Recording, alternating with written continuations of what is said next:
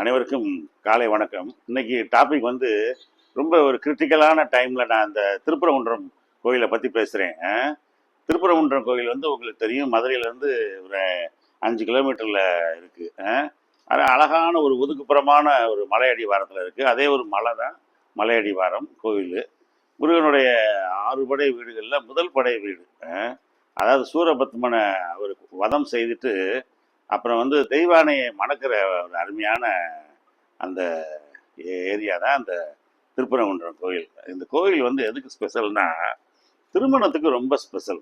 திருமணம் ஆகாத பெண்கள் இந்த கோயிலில் வந்து திருமணத்துக்கு வேண்டிக்கிட்டாங்கன்னா திருமணம் நடக்கும்.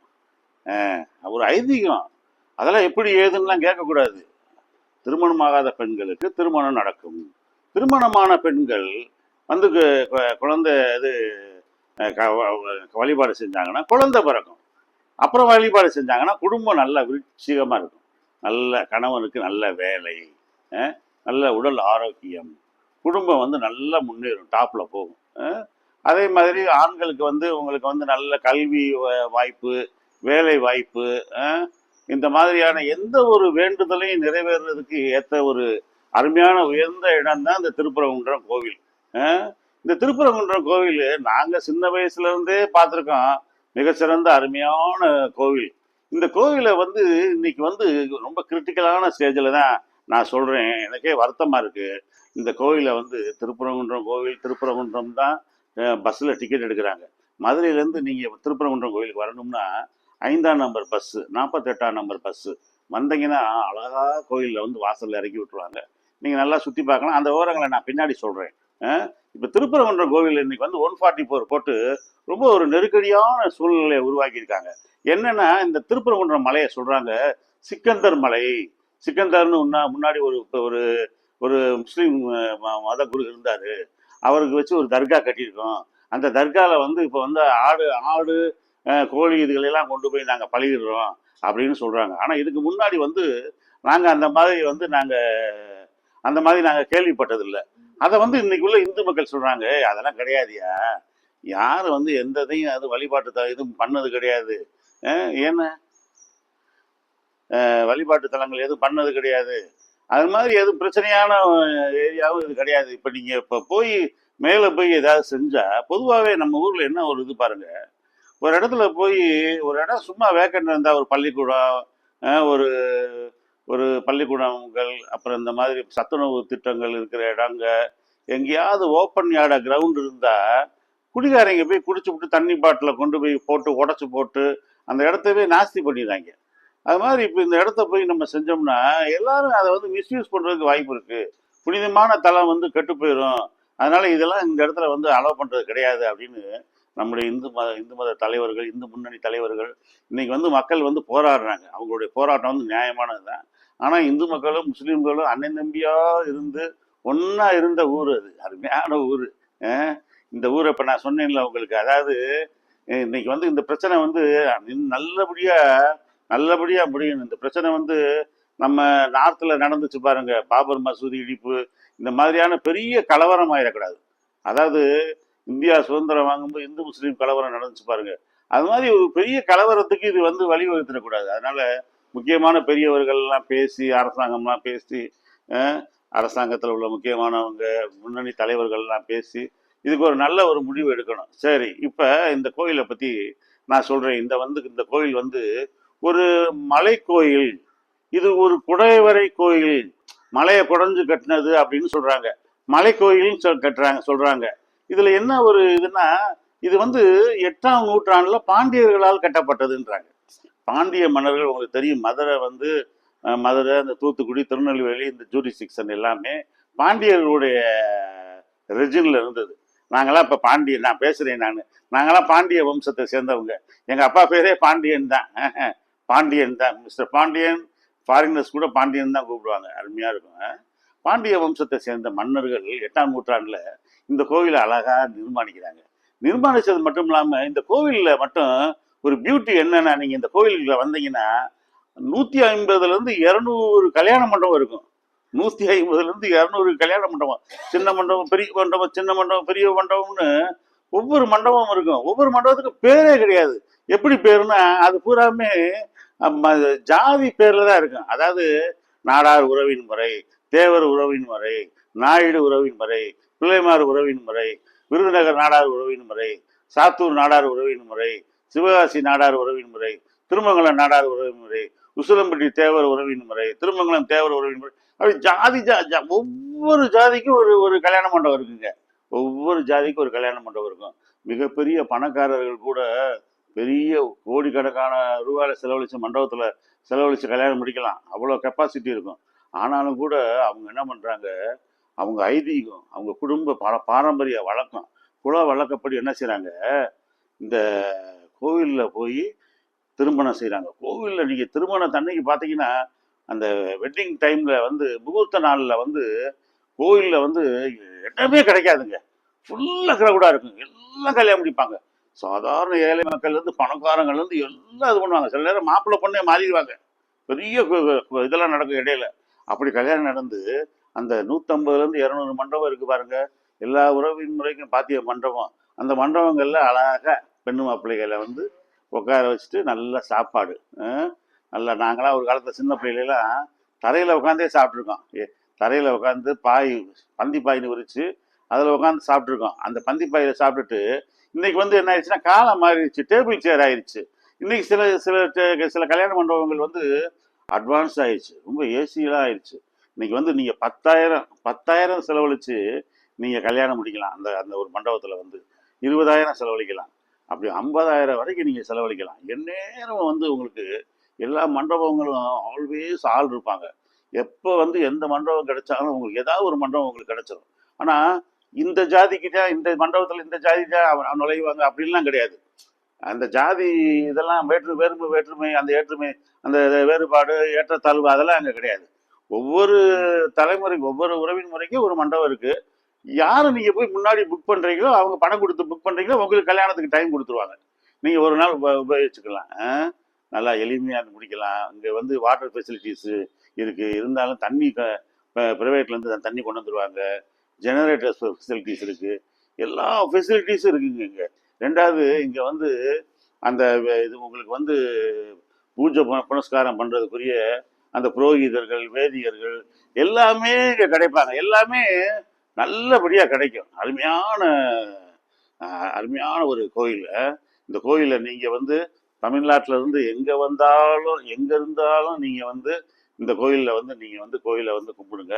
கோவிலை வந்து பாருங்கள். ஒரு நாள் டூர் மாதிரி கொண்டு வந்து போட்டு வந்து பாருங்கள்.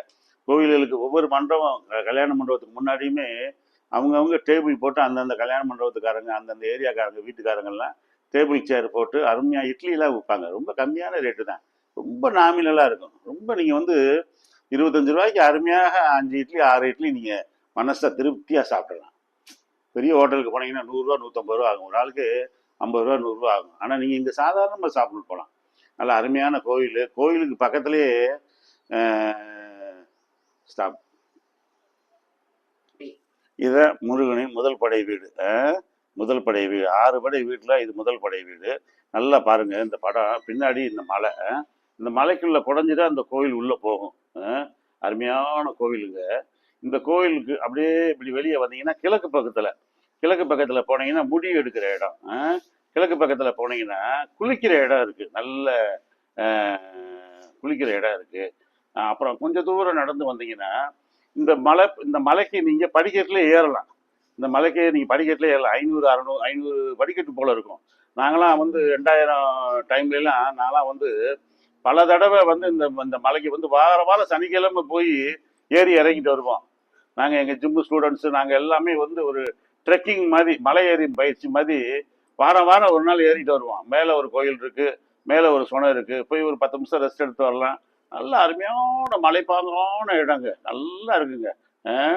இந்த மலைக்கு வந்து நீங்கள் வந்து இப்பயும் எல்லாருமே ஏறலாம். ஆனால் sugar patient, pressure patient, heart பேஷண்ட்டெல்லாம் கொஞ்சம் ஜாக்கிரதையாக ஏறணும். லோ சுகர் ஆகிடக்கூடாது, லோ ப்ரெஷர் ஆகிடக்கூடாது, ஹை ப்ரெஷர் ஆகிடக்கூடாது. அதனால் என்ன பண்ணிக்கிறணும், சாக்லேட்டு கையில் வச்சுக்கிறணும், பிஸ்கட்டு கையில் வச்சுக்கிறணும், வாட்டர் பாட்டில் கையில் வச்சுக்கணும், ஃபஸ்ட் எய்டு மாதிரி வச்சுக்கிறணும். ஏன்னா இன்றைக்கி வந்து நிறைய பேருக்கு நிறைய கம்ப்ளைண்ட் இருக்குது. நாங்கள் பாட்டுக்கு ஏறுவோங்கன்னு நீங்கள் மேலே ஏறிடக்கூடாது. மேலே ஏறிட்டீங்கன்னா அப்புறம் அங்கே யாருமே இருக்க மாட்டாங்க உங்களுக்கு உதவுறதுக்கு. அதனால் ரொம்ப கேர்ஃபுல்லாக இருக்கணும். சரிங்களா? இப்போ நீங்கள் இப்படியே பின்னாடி வந்தீங்கன்னா, இந்த மலை மலை மலை ஏறி இறங்கிட்டு பின்னாடி வந்தீங்கன்னா, இந்த மலைக்கு பின்னாடி வந்து பார்த்தீங்கன்னா அருமையாக இந்த மலையை ஒட்டி தான் இப்போ நான் சொன்னேன்ல முடி எடுக்கிற இடம் சரவண பொய்கை. அருமையாக நம்ம குளிச்சுட்டு பின்னாடி மலை ஏறிட்டு வந்தோம்னா பின்னாடி இந்த திருப்பரங்குன்றம் எக்கோ பார்க், இந்த திருப்பரங்குன்றம் எக்கோ பார்க்கை சுற்றி பார்க்கலாம் வாங்கன்னு இந்த படத்துலேயே போட்டிருக்காங்க பாருங்க. அருமையான பார்க்குங்க. நீங்கள் இங்கே வந்தீங்கன்னா இங்கே பாருங்க, சின்ன பிள்ளைங்க நல்லா விளையாடலாம். பெரிய மனுஷங்கள்லாம் அந்த சின்ன இந்த மாதிரி இடம் செட்டு செட்டாக கட்டி போட்டிருப்பாங்க. நல்ல பாத்ரூம் வசதி இதெல்லாம் இருக்குது. அதனால் நீங்கள் காலையில் வந்துட்டு மதியானம் இங்கேயே நீங்கள் சாப்பாடு கொண்டு வந்தீங்கன்னா சாப்பிட்லாம். இங்கேயே பக்கத்தில் வந்து சின்ன சின்ன சின்ன ஸ்நாக்ஸ் ஹால் மாதிரி இருக்குது. டிஃபன்லாம் உங்களுக்கு கிடைக்கும். அதை சாப்பிட்டுட்டு அன்றைக்கி ஒரு நாள் பூரா நம்ம இந்த இந்த இந்த பார்க்கில் வந்து ஜாலியாக இருக்கலாங்க. இந்த பார்க்குக்கு பின்னாடி தான் இந்த மலை இருக்குது. இந்த மலைக்கு முன்னாடி இந்த பார்க்கு, இந்த பார்க்குக்கு பின்னாடி இந்த மலை நல்ல குழு குழு குழு குழு குழுன்னு இருக்கும். சாயங்கால நேரங்களில் என்னென்னா இங்கே வந்து ஒரு ஃபவுண்டைன் பார்க் இருக்குது. அந்த ஃபவுண்டைன்லேருந்து தண்ணி வரும், மியூசிக் போடுவாங்க, வாட்டர் டான்ஸு. மியூசிக் ஏற்ற மாதிரி வாட்டரே டான்ஸ் ஆடும். இந்த பெங்களூரில் கப்பன் பார்க்கு, பிருந்தாவன் பார்க்லாம் இருக்குது பாருங்கள்.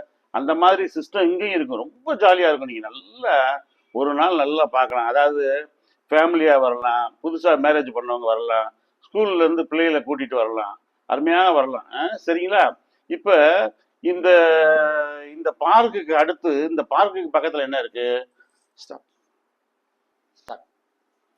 இந்த பார்க்குக்கு பக்கத்தில் வந்து இது வந்து ஒரு கல்வெட்டு கோயில். மேலே எழுதியிருக்க பாருங்க, கல்வெட்டு கோயில், கேவ் டெம்பிள். அருமையானது. அந்த காலத்தில் வந்து சமணர்கள் யாரோ செதுக்கி வச்சுருக்காங்க. ஆனால் உள்ளே நம்ம போக முடியாது, பூட்டி வச்சுருப்பாங்க. ஆனால் இந்த இடத்துல தான் நான்லாம் நிறைய நல்ல புஸ்தகங்கள் கிடச்சிச்சின்னா உட்காந்து படிப்பேன். நிறைய காலேஜ் ஸ்டூடெண்ட்ஸு, இந்த டிஎன்பிஎஸ்சி குரூப் 1, 2, 3, 4 ப்ரிப்பேர் பண்ணுறவங்கலாம் என் ஸ்டூடெண்ட்ஸ்லாம் நிறைய பேர் இங்கே தான் உட்காந்து படிப்பாங்க. சமணர் கோயில் பாருங்கள், புத்தர், அந்த வர்த்தமான வீரர், இவங்களுடைய இதெல்லாம் செதுக்கி வச்சுருக்காங்க பாருங்கள். அந்த காலத்தில் செதுக்குது ரொம்ப ரொம்ப குழு குழு குழு குழுன்னு இருக்குங்க. பக்கத்தில் ஃபுல்லாக மங்கீஸு, குரங்குங்க அவ்வளோ இருக்கும். ஆனால் எதுவும் ஹார்ம்லெஸ், உங்களை எதுவும் எந்த இதுவும் பண்ணாது.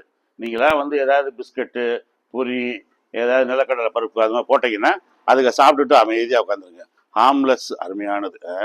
இது வந்து முருகன் வந்து இந்த